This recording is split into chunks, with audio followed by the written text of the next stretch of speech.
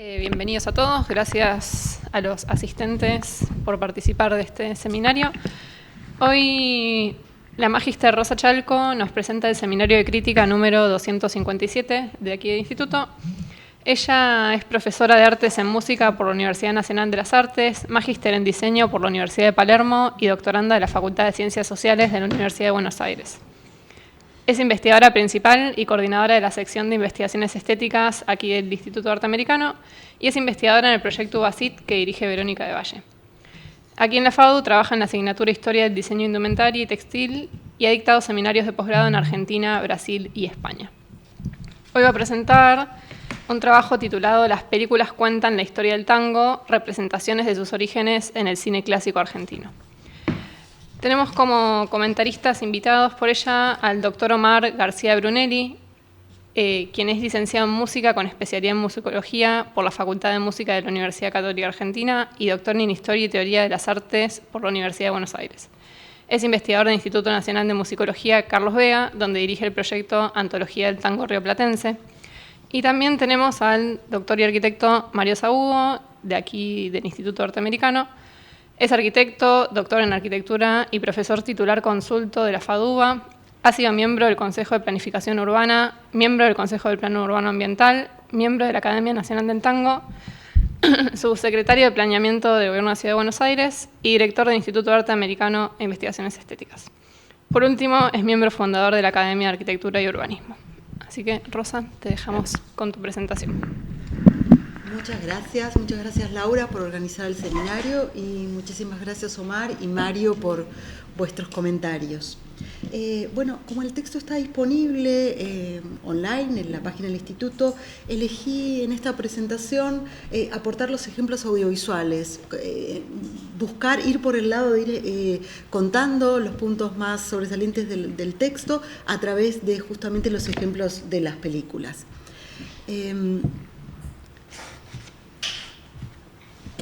La representación de lo nacional fue un tema predilecto del cine clásico argentino, desde los inicios del sonoro hasta la denominada época de oro, en fines de los 30, principios de los 40. Y las músicas, tanto las músicas diegéticas o de pantallas como las músicas no diegéticas o incidentales, fueron elementos centrales para narrar justamente lo vernáculo, lo local.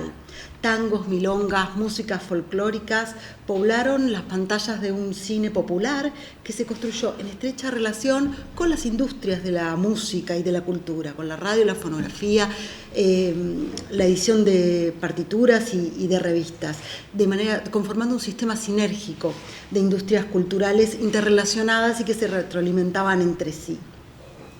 En este contexto de mediatización de las músicas populares, lo que me propongo aquí es analizar un grupo de films que narran los orígenes del tango, o el desarrollo o la evolución del tango, como lo reflejan en la época. Son películas de ambientación histórica que vuelven a un pasado, que vuelven a fines del siglo XIX, principios del XX, y como toda película histórica, habla más de la época en la que fue hecha, la época en la que fue producida, que de aquel pasado histórico anterior que evocan. No estamos pensando en una fidelidad exacta, no están haciendo una historia del tango fiel, sino que lo que están haciendo es reconstruyendo esa historia del tango en sus propios términos, en los ojos de los 30, en los ojos y oídos de los 30 y los 40. Para comprender mejor sobre lo que estoy exponiendo, los invito a ver un fragmento de una película. Se trata de Así es el tango, dirigida por Eduardo Morera, de 1937, en una escena que pertenece a un espectáculo teatral musical que desarrollan los protagonistas de la película y que justamente va a relatar, va a sintetizar este derrotero del tango a través de la danza. Hijo del candombe criado en el arrabal, ahora hecho un bacán bien pulido y refinado, sos el huésped obligado en toda esfera social.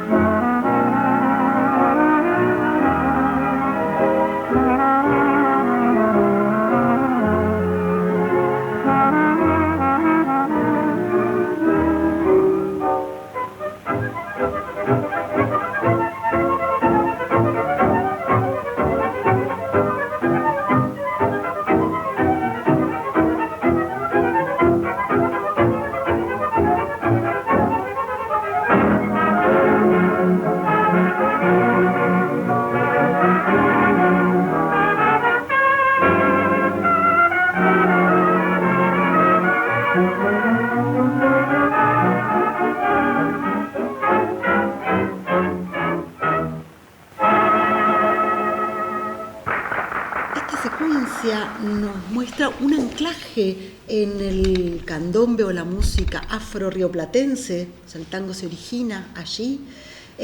Luego un pasaje por la milonga del 900, el tango de la Guardia Nueva y un número que podemos llamar for export o de tango a la Hollywood, para después nuevamente recuperar algo así como el verdadero tango que bailan Tita Merelo y Tito Luciardo, que medio miran extrañados a estas mujeres con vestidos vaporosos que bailan un tango polémico desde la danza. Y ellos bailan esta variación canyengue y moderna a la vez. Podríamos resumir esto como del ritmo a la melodía, o del ritmo hacia, desde la primacía del ritmo hacia la primacía de la melodía, como una suerte, también como un rasgo pensado de manera evolutiva, si se quiere. Habría más para decir de esto, pero voy a apelar a la síntesis para comentar de manera muy breve en qué contexto se da esta necesidad o esta nueva historización del tango, estas historias del tango. Como refiere Gustavo Varela, sobre los 30 aparece una necesidad de refundar aquellas ideas de lo nacional, estos conceptos de lo nacional que se habían establecido en el siglo XIX, especialmente asociados a la generación del 80 y al folclore, entran de algún modo en crisis con la irrupción de lo que se puede denominar la modernidad o lo moderno, que además se ve puesta en jaque por el denominado aluvión inmigratorio, por una modificación en la economía agroexportadora, al menos tal como se conocía hasta entonces, y el comienzo de la industrialización por sustitución de importaciones, como ya mencioné, la reconfiguración del espectro social, y un espíritu historizador que alienta una relectura del pasado, ¿no?, que se denomina justamente revisionismo histórico. En este revisionismo histórico también entra esta necesidad de revisar o reescribir, o escribir, mejor dicho, las historias del tango. Musicalmente aparece la milonga como un género que se reinventa, que se reconstruye de la mano de dos creadores que son Sebastián Piana y Homero Mansi. Y empiezan a aparecer, como voy a mostrar en esta diapositiva, distintos elementos que van a historizar el tango, que son libros, pero no solo libros, sino también aparecen espectáculos teatrales y musicales que cuentan la historia del tango, programas de radio como de Villoldo Gardel, justamente, que es un programa de radio que va a pensar el tango en clave histórica, y bueno, conciertos, como ya mencioné, y obras de teatro.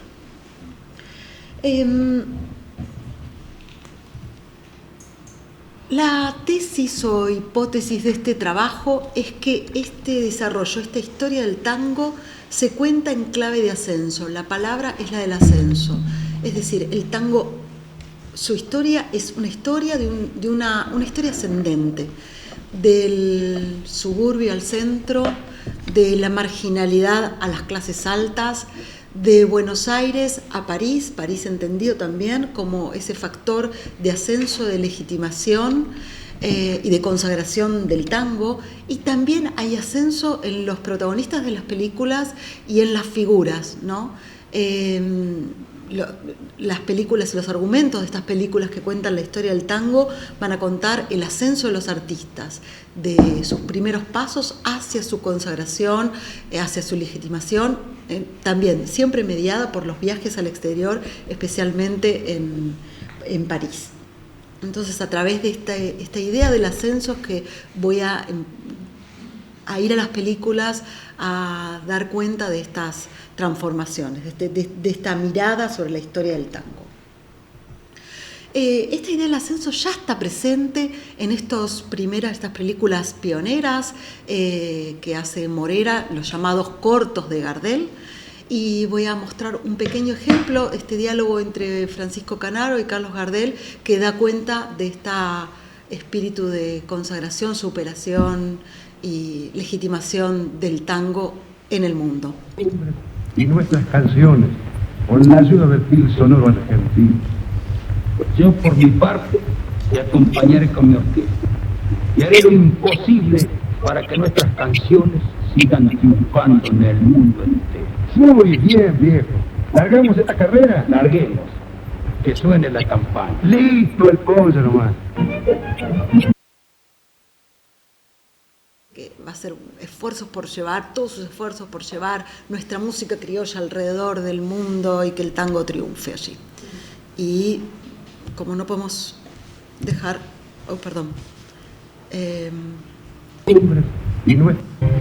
un fragmentito de Gardel cantando. La vida dulce, llena de encantos y lucidez, tú me sostienes y me conduces hacia la cumbre de tu altivez.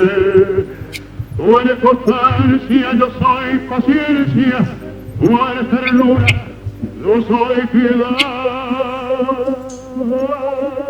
Bueno, la voz de Gardel trasciende la mala calidad de la copia, va más allá de eso. Y aquí un poco relato estos, pongo en la pantalla, los caminos, las distintas instancias del ascenso, ¿no? Uno de ellos que no había mencionado es el tango cantado, es decir, el hito fundacional del tango canción, que es la grabación de Mi Noche Triste por Gardel en 1917, y esto aparece en las películas, el tango cantado como un escalón en términos evolutivos del tango. La inclusión del tango en el teatro, en la zarzuela criolla, como lo denominan en las películas, o sainete, el adesentamiento del baile, cuando las clases altas comienzan a bailarlo y sobre todo cuando las mujeres comienzan a bailarlo como un escalón en el pasaje de lo marginal a lo decente, la consagración en París, como ya había mencionado, la retórica de lo nacional, y esto es importante porque el tango no es solamente algo porteño que sí está reafirmado, sino que se convierte, pasa de ser una música de una ciudad a ser una música de una nación, a ser una música nacional. El pasaje de la Guardia Vieja a la Guardia Nueva, las películas hacen énfasis en esto, con las orquestaciones. Esto que en el primer ejemplo que vimos está lavado, ¿no? Es la misma orquesta, o no hay un respeto por la Guardia Vieja en la milonga del 900, sino que está tocado con una orquesta más moderna. En otras películas sí va a ser enfatizado, ¿no? Va a haber una orquesta al estilo de la Guardia Vieja y una orquesta al estilo de la Guardia Nueva. Y también, como comenté, un paralelismo del ascenso entre la vida de los artistas y el propio género. La vida es un tango es una película de Manuel Romero. Menciono al director porque Romero es clave en todas estas películas. Es quien repone, interpreta la estructura del sentir, la estructura del sentimiento, parafraseando a Raymond Williams, de la época. Él mismo es un creador de tango porque hizo cantidad tremenda de letras para tangos. Entonces, cuando empieza a dirigir es el director emblemático justamente de estas películas que van a historizar el tango. Bueno, en esta portada se ve un poco esta intención, esta película que dice que no va a ser una cronología fiel, sino que va a contar justamente los orígenes de la canción criolla.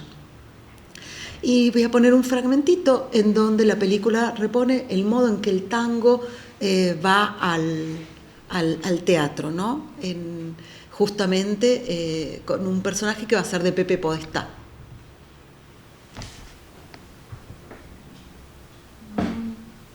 Ahora estoy empeñado en crear la zarzuela criolla. Tengo buenos libretos, buenos músicos, pero necesito buenos cantantes y un buen director. No pierdan la oportunidad que les ofrezco, muchachos. ¿Qué opinan? Yo lo que opino...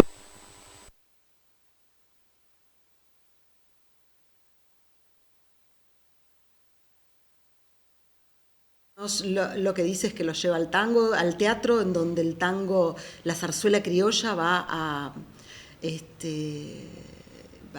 a lucir y forma este nuevo género con la canción criolla y el tango. Y ahora vamos al ejemplo musical que tal vez refleja lo más interesante de este fragmento. Sabina Olmos y Hugo del Carril cantando esta milonga del 900, No me vengas con paradas. ¿No? ¿Debería funcionar?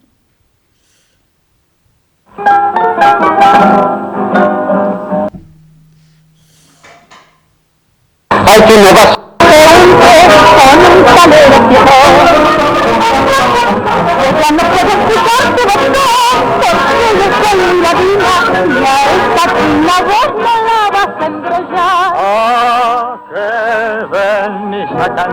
pasaría si yo no sé de religión?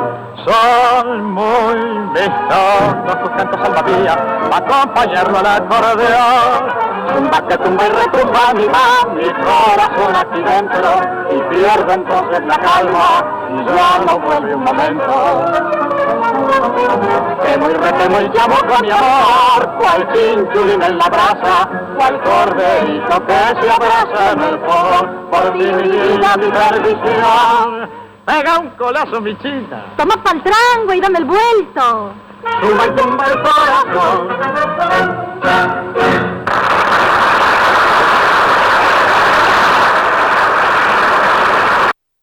En la misma película se observa una transición de la canción folclórica, de la canción pampeana, hacia el tango. En este condensado, que espero que me funcione bien esta vez, en donde pasan de La Payanca, que es una canción pampeana, al tango moderno, que va a cantar Sabina Olmos, ya vestida de soirée en un teatro con una orquesta moderna importante.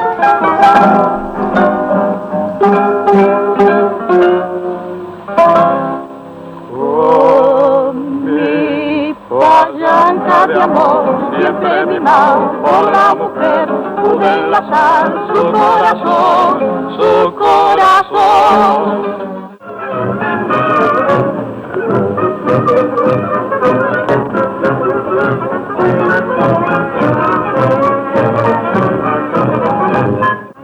Antes femenina era la mujer, pero con la moda se echaba a perder. Antes no mostraba más que rocepié, él muestra todo lo que quieran ver. Hoy más que una niña parece un varón.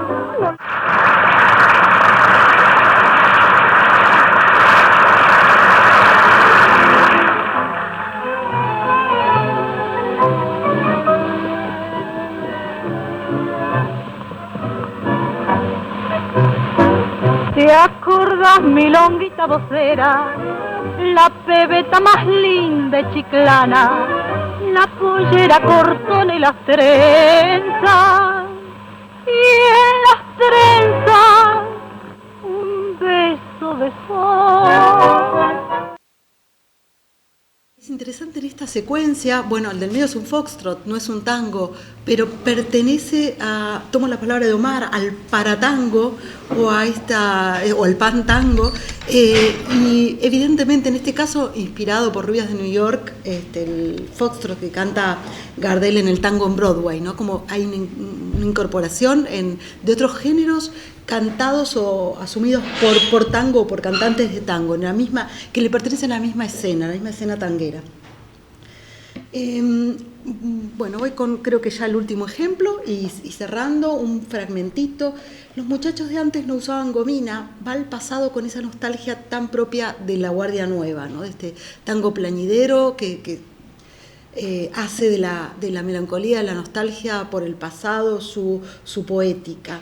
Y en una combinación, tomo las palabras de Florencia Garramuño, de modernidad y primitivismo, ¿no? Esta combinación que tiene el tango de ir a ese primitivismo afianzado en la orquesta moderna, desde la modernidad, y en una cultura de la mezcla de estos elementos.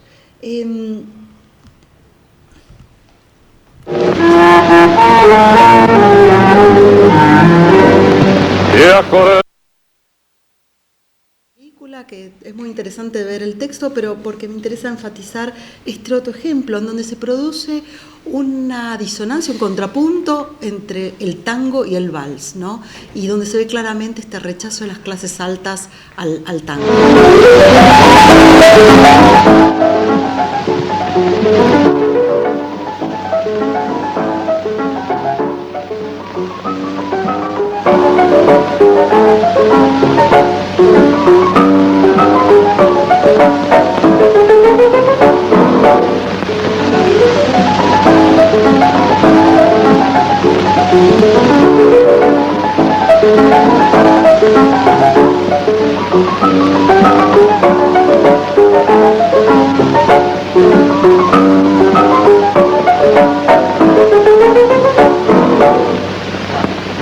¿Qué tal?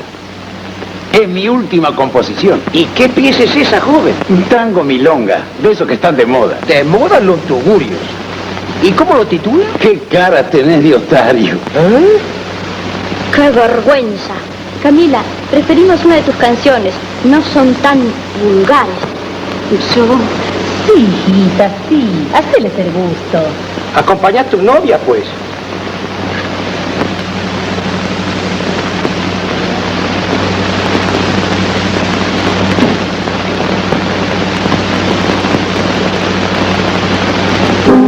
¿Qué vas a cantar, Camilita?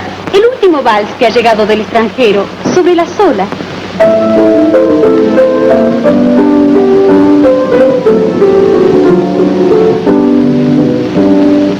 Olas que al llegar, plañideras muriendo a mis pies, nuevas del lugar para cada... Por el corte abrupto, pero estamos ahí justos con el tiempo. Cabe señalar que El extranjero, este vals es mexicano, es de Juventino Rosas, un vals que se hizo tremendamente popular en la época, pero que aparece como más europeo en este caso, retratado de este modo, ¿no? Bien,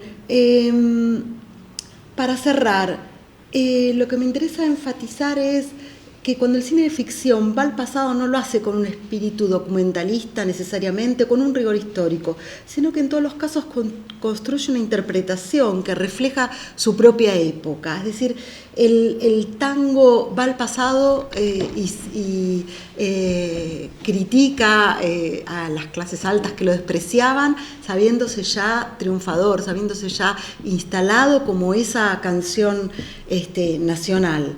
El cine hace uso del tango, pero al mismo tiempo le devuelve una imagen reconstruida de su historia, de sus universos simbólicos, de sus figuras estereotipadas.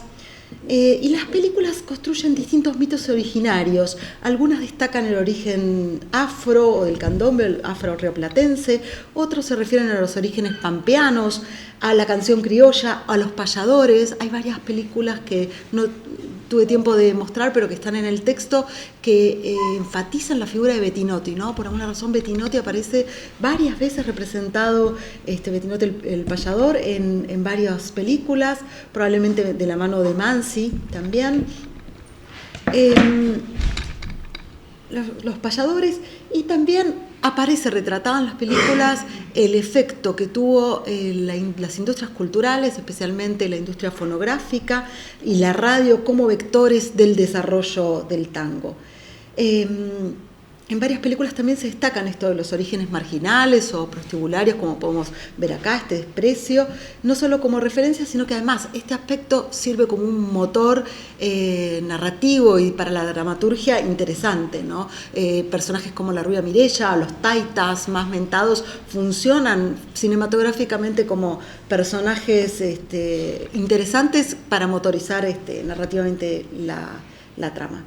Duelos, traiciones, peleas, amores interclasistas forman parte de estas tramas que cuentan el universo musical y simbólico del tango de fines del siglo XIX y principios del XX. Y bueno, había un montón de cosas que si alguien las quiere ver, después le puedo poner a disposición los ejemplos y el texto ya está. Así que muchísimas gracias.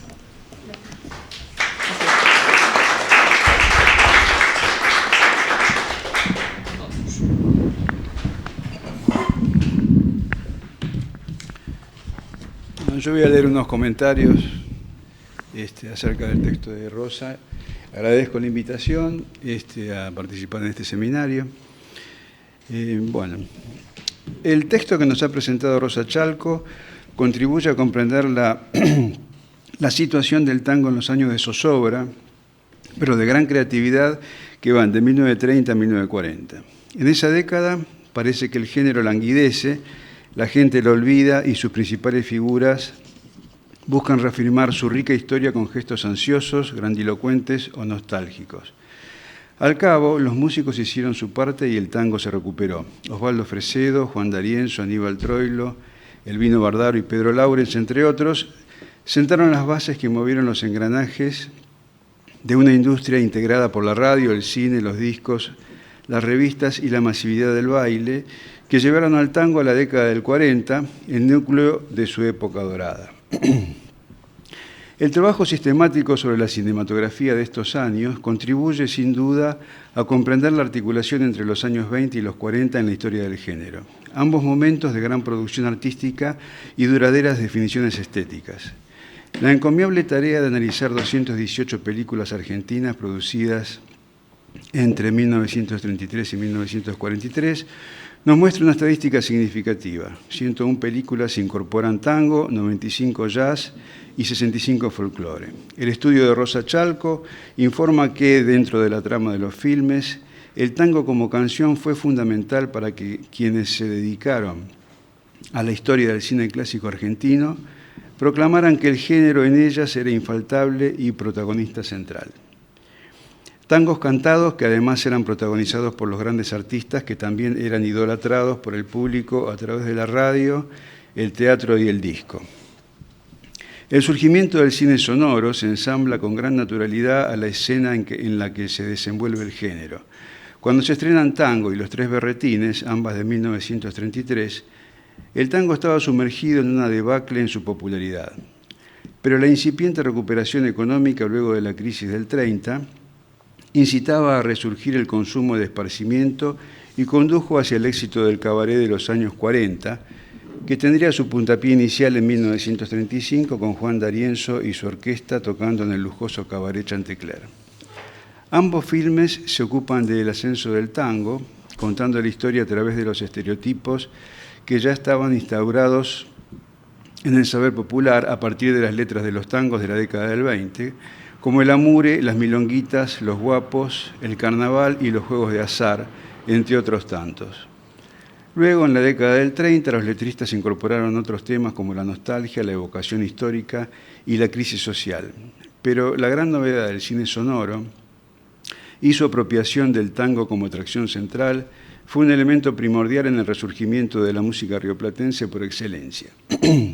Se estaba revitalizando su práctica, como indicaría pronto el éxito de las orquestas, y el cine sonoro, paradigma de modernidad, contribuyó a devolverle el prestigio y el protagonismo que había perdido en la escena de la música popular durante la crisis.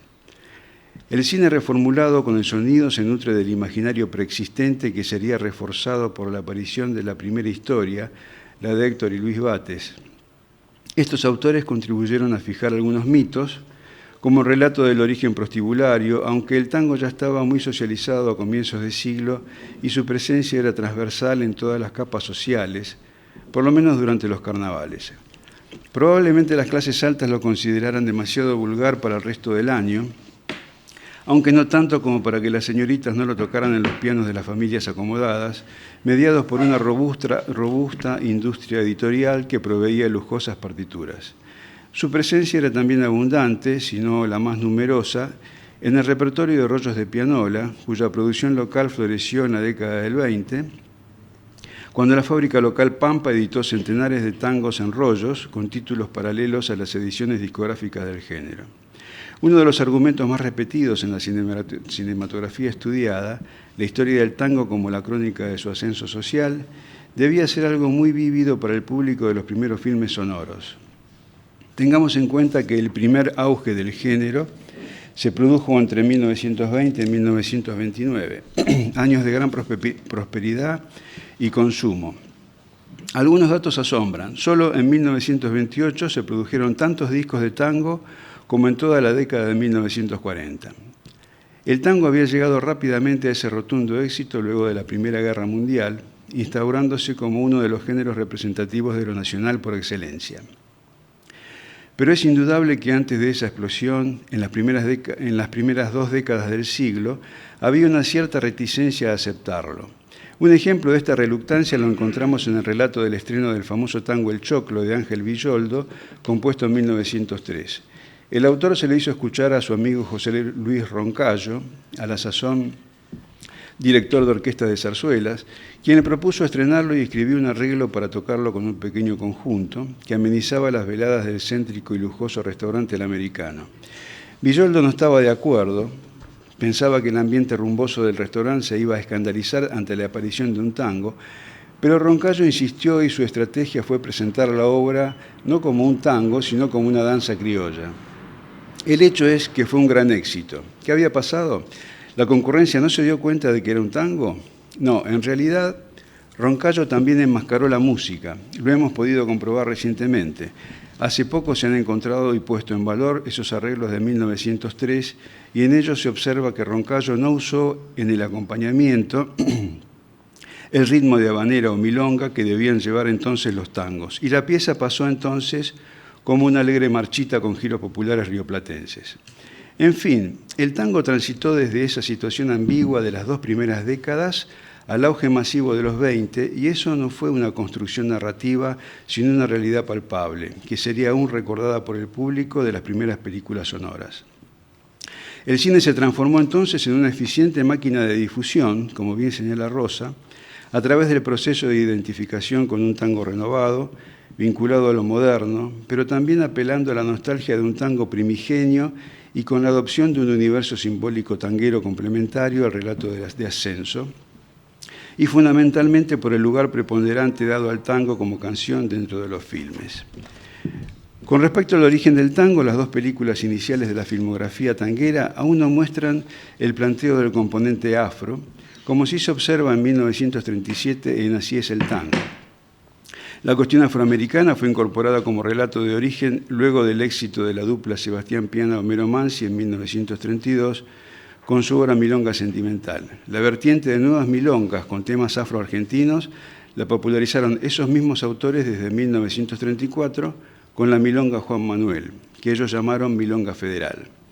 A partir de entonces se instaló en el imaginario del tango la participación del afrodescendiente en una tendencia que se fue intensificando, como puede observarse en la historia del tango de 1949 de Manuel Romero. La industria se valió del tango para conformar un cine con características propias y competitividad en Hispanoamérica, como afirma Rosa, y al hacerlo contribuyó a enriquecer su repertorio. Los filmes de Gardel, por caso, crearon un consistente núcleo de tangos cantados y de paratangos que sigue siendo parte del canon tanguístico. Pero el recurso de asociar la trama de un tango también nos ha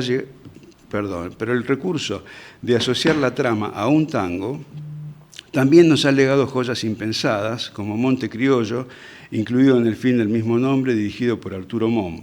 Este tango aparece diegético en la película cuando Azucena Maizani lo canta en el cabaret. Nos imaginamos al director solicitando la composición a 2 consagrados del tango, Homero Mansi, muy vinculado al cine, y Francisco Pracánico, que dejaron esta pequeña obra maestra que trasciende la historia del cine para afincarse como un tango notable. El cine, como señala Chalco, refleja el espíritu historizador que aparece en la música popular porteña luego de la crisis del 30, que también se observa en las letras y en espectáculos teatrales y musicales.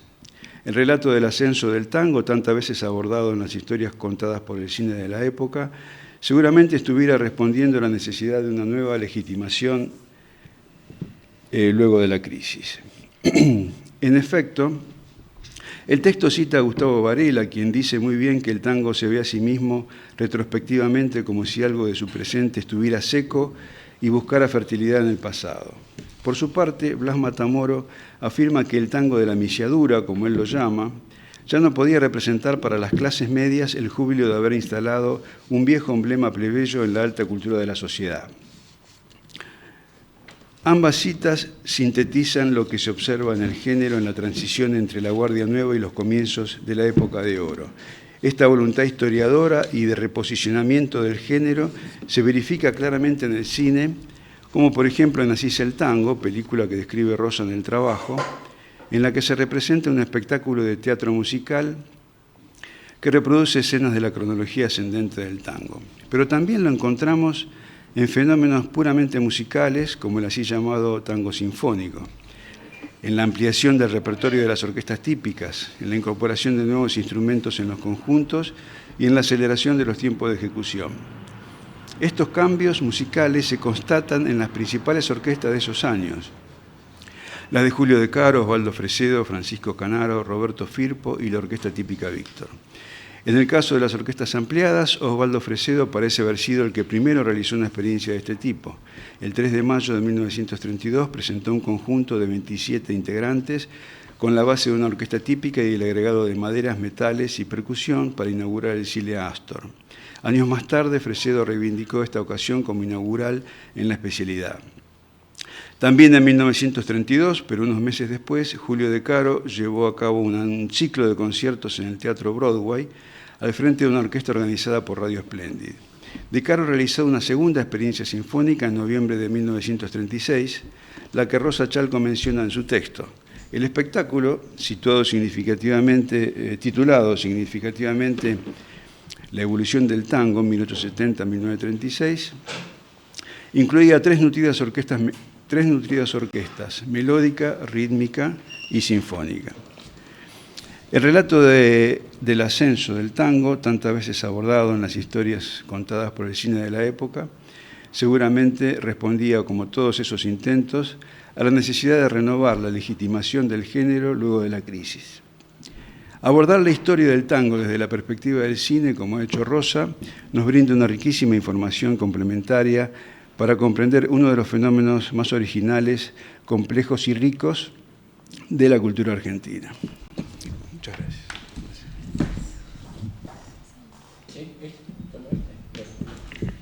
Bien.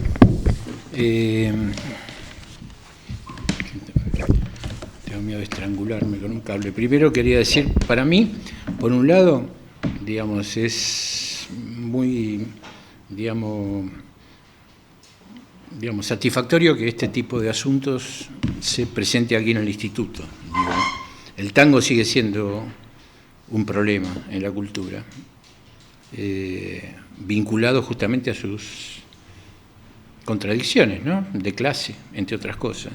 Por lo tanto, que esto se trate aquí no es inocuo, no es tratar cualquier otra cosa, es muy importante. Y en segundo término es también algo que me ha tentado a mí, por eso tal vez Rosa me invitó a comentarlo en cuanto a otras combinaciones. Es decir, Rosa mira la historia del tango según la representación cinematográfica, yo he mirado el barrio y el centro según la representación en las letras del tango, pero estamos dando vuelta alrededor de algo que no podemos terminar de capturar conceptualmente, pero probablemente la mejor definición que uno encuentra es la idea del núcleo ético-mítico que alguna vez planteó Paul Ricoeur. Creo que vos lo mencionás en el trabajo, si no me equivoco, o lo has mencionado por ahí. Es decir, ¿cuál es el relato básico que están haciendo las diferentes representaciones, los diferentes géneros, etcétera? Y ese no es tampoco un asunto inocuo, es decir, hay diferentes conjuntos de núcleos éticos míticos. Hemos tratado de llegar por diversas vías a ponerlo más claro. En ese sentido, gran parte de eso está en lo que hoy vos, me parece que la presentación enunciaste de un modo más contundente que en el texto, que es la idea de lo ascensional.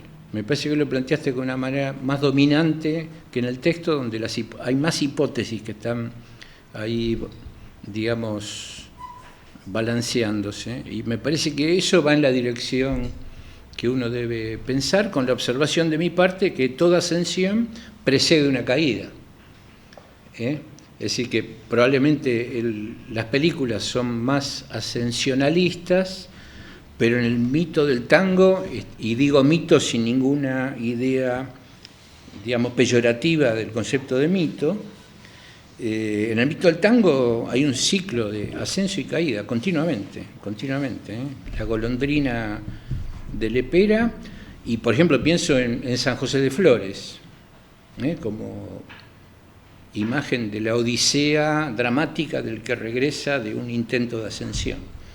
En ese sentido recomendaría la inserción en todo esto de los esquemas de Gilbert Durán, de las estructuras elementales, creo que se llama así, del imaginario, que son bachelardiano, que tipifica bastante claramente todas estas, digamos, situaciones de lo ético y de lo mítico. Al fin y al cabo, ¿qué es lo ético-mítico? Es un relato de cómo han pasado las cosas y una valoración de lo que ha sucedido, de lo que ha sido bueno y lo que ha sido malo. Eso es el núcleo ético-mítico, ¿no? Y tiene diferentes orígenes y tiene diferentes, diría yo, expresiones.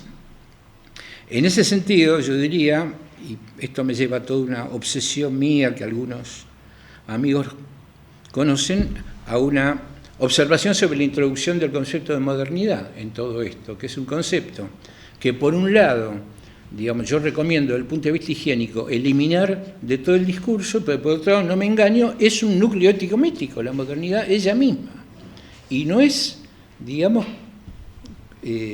conciliable con el núcleo ético-mítico del tango. El tango no tiene en su, digamos, relato más profundo, no tiene ninguna relación con la modernidad, la más mínima. Es más, ni siquiera tiene relación con el tiempo histórico. Cuando uno mira lo que es el barrio nunca tiene un territorio, una población, no, está ahí desde siempre, como dice Borges respecto a la ciudad.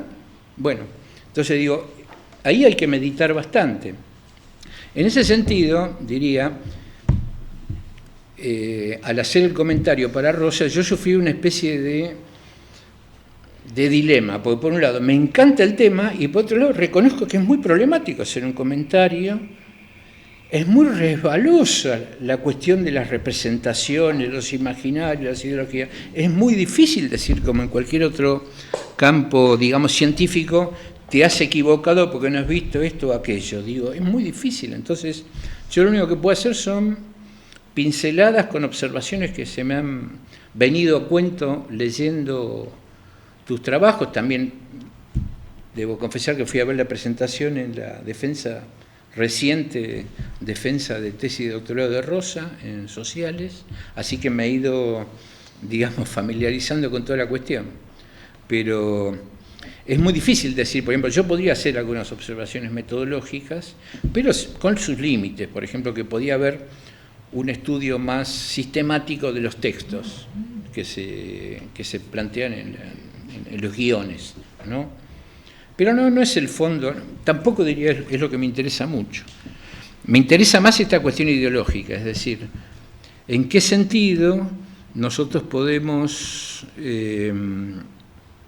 asumir algunas cosas que no nos vienen del núcleo del tango, sino que vienen de afuera y me parece que contaminan el análisis. Por ejemplo, una cosa que yo pondría en discusión, yo estoy en desacuerdo, pero por lo menos la pongo en discusión, es el concepto de tradición inventada de Hobsbawm, que además cuando uno lo lee más en profundidad descubre que no es aplicable al tango, porque en realidad Hobsbawm se refiere a ciertos protocolos muy artificiosos hechos, por ejemplo, en las ceremonias de la monarquía británica en el siglo XIX.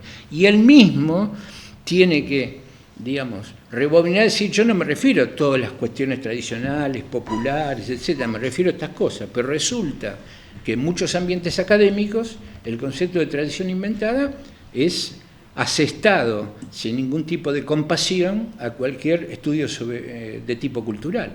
Digo, es de esos conceptos que me parecido a lo que sucedió con el concepto de no lugar de Augué, digamos, tuvieron tanto éxito y se aplicaron de manera tan salvaje que ya más bien los confunden que no se aclaran las cosas, ¿no? Lo mismo diría sobre los excesos en las explicaciones sociológicas o socioeconómicas de los relatos del tango y del cine tanguero, como de otros asuntos populares, donde, por ejemplo, se dice, y esa es mi diferencia con Varela, él dice, digamos, es más sociologista, él dice, en tal momento el tango fue así, cuando en realidad podía haber sido de otro modo, de acuerdo a las condiciones socioeconómicas, políticas y demás. Yo digo, sí, está muy bien, pero hay ciertas cosas que están en el núcleo ético-mítico, por ejemplo, el problema de la ascensión y la caída, que son fuertemente independientes de las coyunturas socioeconómicas. Y en todo caso lo que tenemos que hacer es explicar la dialéctica entre esos núcleos éticos míticos y las circunstancias socioeconómicas, políticas, climáticas, lo que se quiera. Si no, no podríamos entender cómo, por ejemplo, nos explican algunos autores particularmente recomendables a mi criterio, como por ejemplo Fraschini, Rosalba Campra, Carlos Mina, nos dicen, fíjense que gran parte de los relatos del tango, por ejemplo, se moldean en la vieja fórmula trágica de dónde están las cosas de Ovidio, el ubi sunt. Es decir, ¿qué ha pasado con el barrio? Es parecido a lo que Ovidio muchos siglos antes, digamos, formula. En ese sentido, yo diría, me parece que tenemos más para empezar en la cuestión ideológica, en todas estas cuestiones que, o por lo menos a mí me surge, más la importancia de lo ideológico en todo esto que particularmente una cuestión metodológica que podríamos trabajar más detalladamente en otra instancia. Bueno, hasta ahí llego. Bueno, muy ilustrativo tu exposición con una búsqueda que me pareció muy interesante de todo el trabajo de los archivos del cine. Me llamó la atención la claridad de los videos también, ¿no? Y la sonoridad también, ¿no? Y eso habla mucho de tu trabajo y de la relación entre el tango y el cine, ¿no? Quiero hacer una pregunta simple. Vos usaste la palabra motorizar sobre el final de tu exposición algunas veces. ¿Y cómo evaluás vos que el cine motorizó al tango? Digamos, ¿fue un impulsor fundamental? ¿Fue complementario? Una pregunta quizás ucrónica, difícil, ucrónica. ¿Qué hubiera pasado si el cine venía después? Digamos, el tango tenía vida propia, independientemente del cine. El cine lo impulsó. Hubo personas que se enteraron del tango a través del cine. Digamos, ¿qué rol jugó el cine en la expansión del tango? Bueno, voy a comentar algunas cuestiones como en orden. De la devolución de Omar me resonaron en particular un par de cosas que, por supuesto, lo que resuena es lo que no tuve en cuenta, ¿no? Y una de ellas es el declive del tango en los 30. Realmente es algo que no lo había pensado de esa manera, o no lo había pensado en relación con el cine. Eso de pronto un poco también responde tu pregunta, que la contestó más Omar que yo, tal vez, ¿no? Esta suerte de momento medio de declive, vos usaste otra palabra que ahora no me acuerdo exacto, y la manera en que el cine revierte esto o lo inyecta una nueva difusión y unos nuevos sentidos y una nueva popularidad en Argentina y en el mundo, ¿no? Entonces me parece que es algo que yo no lo había estudiado tanto y que de pronto lo veo más claro a través del comentario de Omar. Y una de las cosas que se me ocurren a través también de este comentario tiene que ver con cruzar las periodizaciones entre las historias, ¿no? La mayoría de los estudios sobre cine y tango están hechos desde el cine, desde la historiografía cinematográfica, ¿no? Y menos desde algunos ahí sobre la música, bueno, ya los conocemos, Goyen, algunos más anteriores y demás, pero fueron los historiadores del cine los que dijeron el cine fue tanguero, ¿no? Y a mí me parece que estamos ya en condiciones de discutir esta afirmación plana, sin matices, a la luz de todo el jazz que había y todo el folclore que había, por un lado, y por otro lado, esto de entrecruzar periodizaciones. Bueno, ¿qué pasa con los hitos propios de la historia del tango y cómo se entrecruzan con los hitos de la historia del cine? ¿Y qué pasa ahí en este entrecruce? Las ideas que se me ocurren son profundizar en Romero y en Canaro, ¿no? Que los dos hicieron cine, hicieron tango, y me parece que son claves, y a lo mejor a través de una historia o historizar determinadas historias de vida de estos actores centrales, posteriormente Mansi sin duda, creo que podemos encontrar nuevas claves para ver este fenómeno bifronte, si se quiere, ¿no? Que es tango, es cine, pero es las dos cosas, ¿no? Es el cine tango, o llamarlo de esta manera, ¿no? ¿Qué pasa con el cine tango?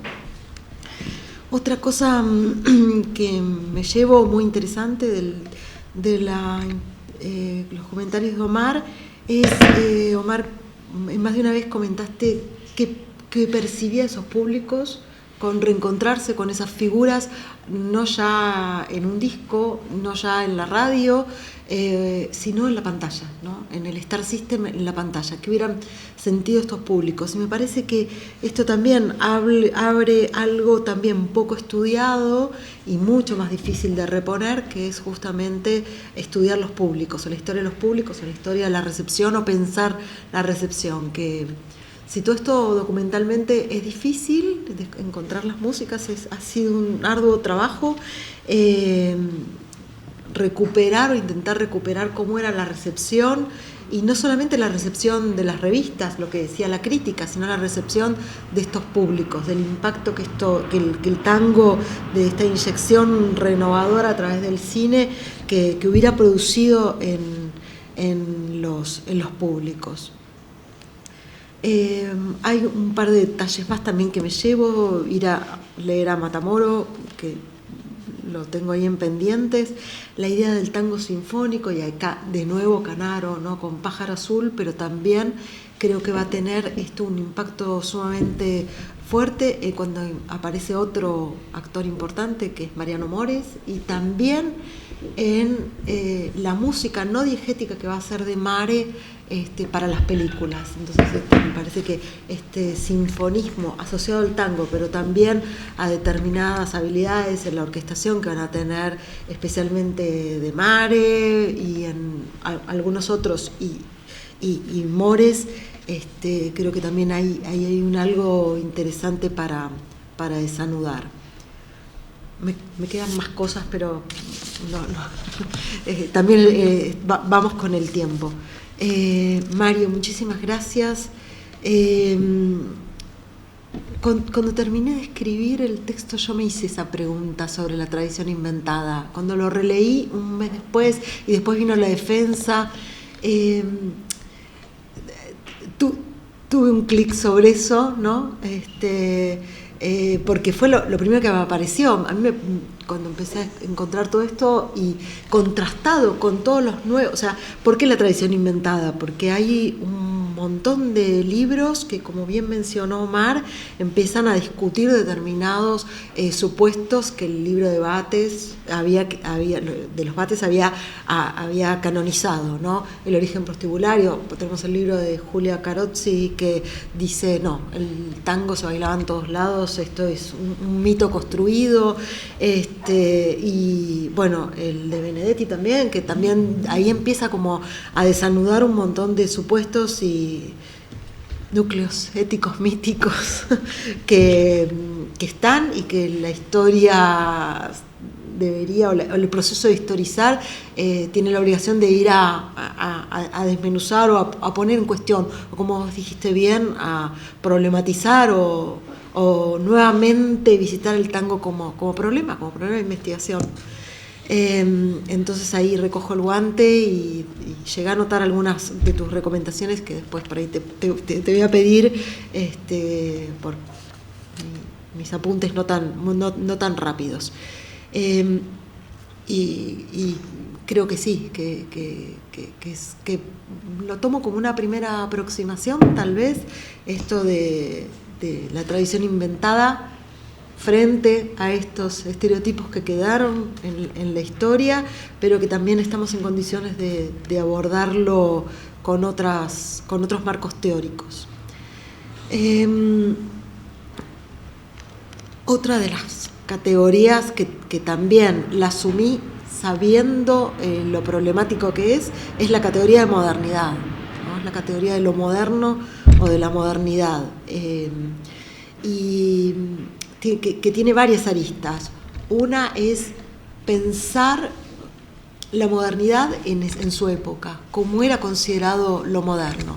Estoy pensando en el comienzo de Los Tres Berretines, cuando el gallego se queja que le vienen a pedir el calentador norteamericano, no sé si te acordás del comienzo. Bueno, una clienta a su ferretería a pedirle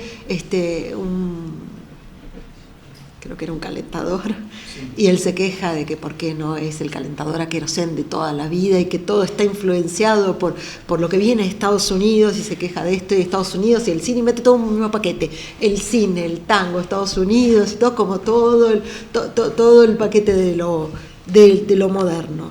Y respecto de esto, aporto el trabajo de Matthew Karush, ¿no? Bueno, la modernidad como categoría me atrevo a usarla porque la usa Florencia Garramuño cuando hace esta combinación entre modernidad y primitivismo en el tango y el samba, porque la analiza Beatriz Sarlo, ¿no? Que hace introduce estas modernidades con adjetivos, estas modernidades adjetivadas, ¿no? Modernidad primitiva, modernidad alternativa, modernidad vernácula, va a decir Miguel Ambrato Hanson, ¿no? Sobre esto también tengo mis observaciones, ¿no? Porque no hay ninguna modernidad pura, única, perteneciente a los países centrales, no hay una modernidad desprovista de adjetivos, ¿no?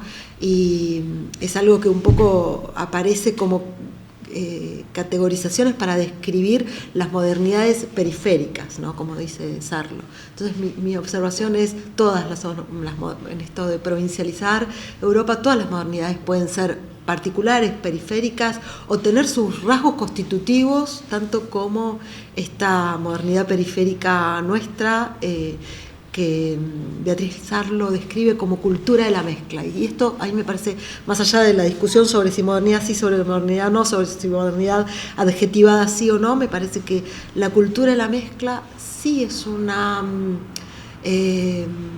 expresión que nos permite meternos en estas mezclas, en las mezclas de cine y tango, de Guardia Vieja y Guardia Nueva, de radio, de soportes, de dispositivos modernos, ¿no? En sí, como la radio, el cine, el disco, que van a producir música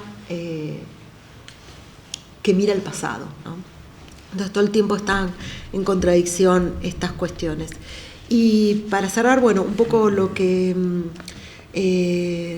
dice Karush es esta, bueno, él trabaja con el tema de la cultura de clase, pero va a hacer la distinción con el folclore y va a decir, va a encontrar todo lo que hay de emparentado entre el jazz y el tango como una cultura, la Guardia Nueva especialmente, como algo que se moderniza, y se moderniza a través del orgánico, lo dice claramente, se moderniza a través de la inclusión del piano, del bandoneón y del abandono progresivo de los instrumentos como las guitarras y demás de la Guardia Vieja. Y en esto hace un paralelismo con el orgánico del jazz, y dice, el folclore no quedó como una música moderna justamente porque conservó su orgánico.